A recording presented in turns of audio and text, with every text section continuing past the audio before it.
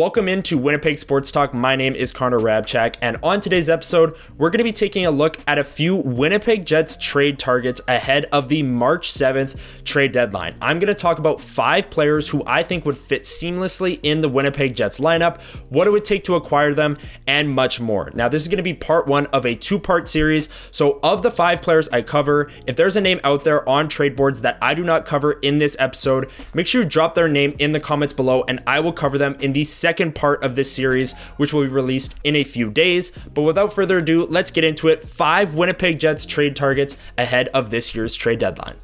I'm going to start with one of the obvious ones here, and that is Rasmus Ristolainen. No matter the trade board that you look at, whether it's TSN, Daily Faceoff, The Athletic, all of them have Rasmus Ristolainen in their top 5 most likely to be traded, and he would make a lot of sense for the Winnipeg Jets for a multitude of reasons. He's a 30-year-old right-shot defenseman, 6'4", 208 pounds, plays with an edge, defensively responsible, and has really changed his reputation as a defender over the past couple of years. He was taken 8th overall in 2013 by the Buffalo Sabres and really struggled the first couple years of his career. Then he went to Philadelphia, and under John Tortorella, he has started to post better results. His underlying numbers have really improved, and he has refined his game into a top 4, maybe bottom pairing, rugged style defenseman, and that would make a ton of sense for the Winnipeg Jets. $5.1 million per season is his contract for 2 years after this one, so it comes with some term. And if you take a look at the Jets cup window, Connor Hellebuck's 31, Mark Scheifele's 31.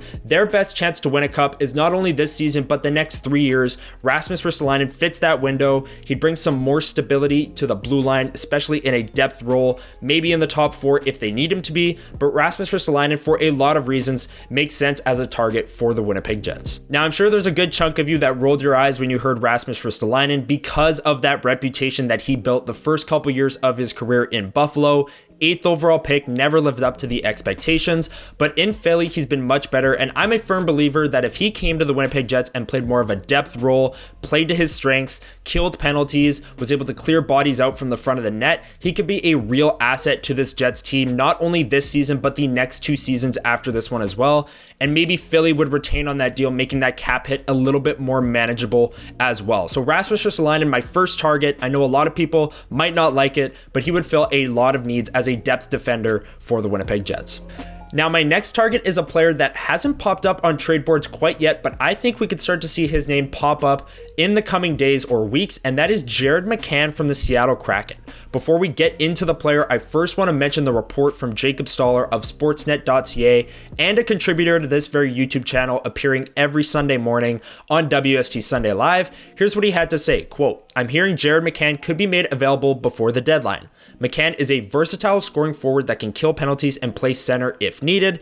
The 28-year-old carries a $5 million AAV until the end of the 2026-27 season. He also adds at the end that he would make a lot of sense for the Winnipeg Jets, and I'd have to agree with him there.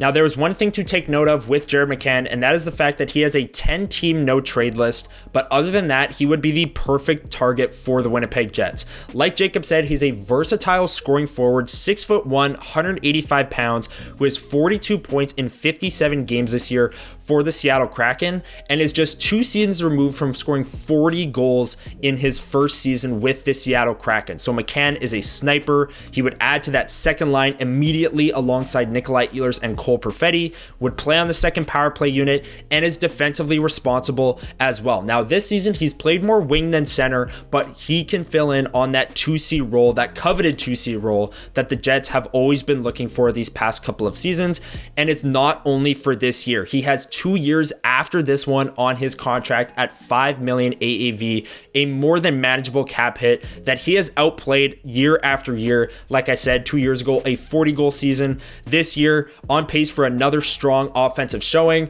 and he would be the answer at that 2C role for the Jets, not only this year, but for the next 2 years as well. Now, the player as coveted as McCann would be, the price would be high. The Jets would have to be willing to part with a first-round pick and maybe one of their top prospects, maybe a Brad Lambert, maybe a Colby Barlow, maybe another pick in there as well, because of the cap hit, because of the production, McCann is going to get a massive haul, and there's that 10-team no trade list as well. But if you take those things into account, he's still maybe the perfect 2C target for the Winnipeg Jets at this year's trade deadline if Seattle's willing to move him. Jared McCann is my second trade target for the Winnipeg Jets. My next target, sticking with the forward core, is 28-year-old center Ryan Donato from the Chicago Blackhawks. Now, Donato is riding an incredibly high shooting percentage this season, which has already resulted in a career high in goals for him. 19 goals through 53 games, 18 assists, and 37 points. He is a rental. He's got just this year left on his contract, and then he'll be an unrestricted free agent this offseason, but comes at just a $2 million price tag. So this would be a great depth addition for the Winnipeg Jets if they wanted to add some offense and some two-way responsibility to their bottom six. Donato could be the answer there. And as we've seen before, the Jets have been willing to make in-division trades. Only 2 deadlines ago, they traded for Nino Niederreiter from the Nashville Predators for a second-round pick. So the Jets aren't afraid to trade within the division, whether it's future assets or current assets, and Donato could be a cheap option to fill in the bottom six and provide some offense there. Before we dive into the final 2 trade targets that I want to discuss on today's episode, make sure you've hit the like button down below, hit that subscribe and the notification bell so you don't miss part 2 of this very series, where I will outline another handful of players that could be perfect fits for the Winnipeg Jets that they could be looking to target at the trade deadline. So hit that like button, drop a comment down below who you want me to mention in part 2, and without further ado, let's get into it with the final 2 trade targets of part 1. My next target, sticking with the Chicago Blackhawks, is right shot defenseman Connor Murphy. Now, like we mentioned with Jared McCann, Connor Murphy has a 10-team no trade list, so we'd have to be willing to waive that if the Winnipeg Jets were to target him, but he would once again be a solid depth addition for the Winnipeg Jets blue line.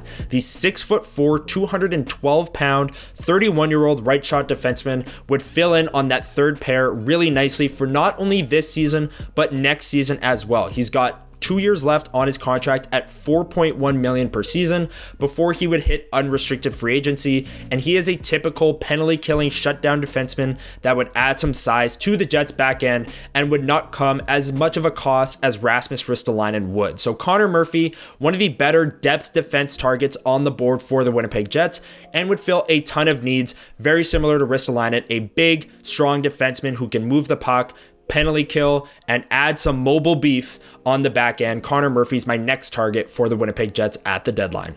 The final target that I want to discuss on today's episode is Seattle Kraken left shot defenseman Jamie Oleksiak. Now, maybe you're starting to sense a little bit of a theme with all of the defensemen that I've named on today's episode, but like we've mentioned with some of the other ones, Jamie Oleksiak, 16-team no trade list. So if the Winnipeg Jets were on there and they tried to trade for him, he would have to waive to come to Winnipeg, but if he were willing to do that, he would be yet another strong depth addition for the Winnipeg Jets blue line.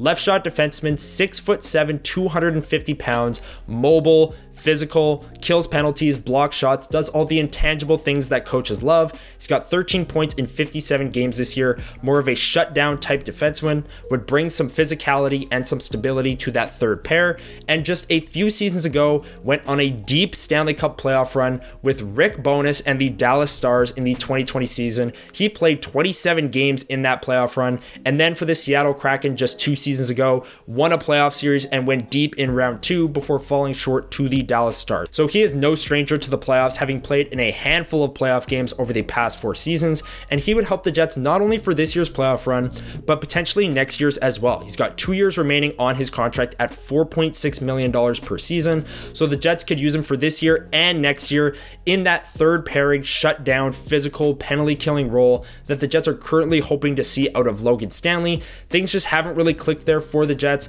and this would fill an immediate need on a big, physical, mobile defenseman with playoff experience. Oleksiak, one of the top targets for the Winnipeg Jets heading into this year's trade deadline. That is going to do it for part 1 of my Winnipeg Jets trade deadline target series. If you enjoyed the video, make sure you hit the like button down below, hit that subscribe and the notification bell so you don't miss part 2, which will be coming out in just a few days. And like I said off the top of the episode, if there's a player that I didn't cover in today's episode that you want me to talk about in part 2, drop their name down below and I will mention them and their fit with the Winnipeg Jets in part 2 of this series coming out over the Four Nations break. Enjoy the Four Nations break as we near the March 7th trade deadline, and I'll see you all on part 2 of the Winnipeg Jets trade deadline target series.